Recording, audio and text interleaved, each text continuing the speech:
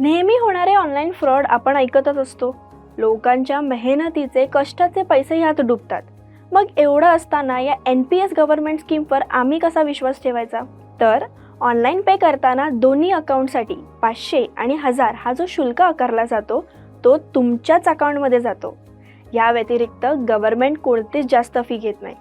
Online form आपण ज्या portal वेबसाईटवर भरतो म्हणजे ENPS किंवा केफिनटेक हे PFRDA कडून मान्यताप्राप्त आहेत.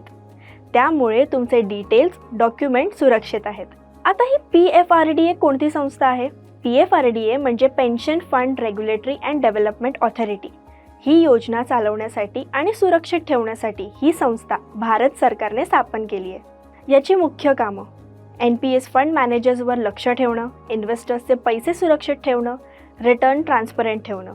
थोडक्यात सेबी संस्था जसं शेअर बाजारासाठी आहे अगदी तसंच PFRDA संस्था NPS साठी आहे.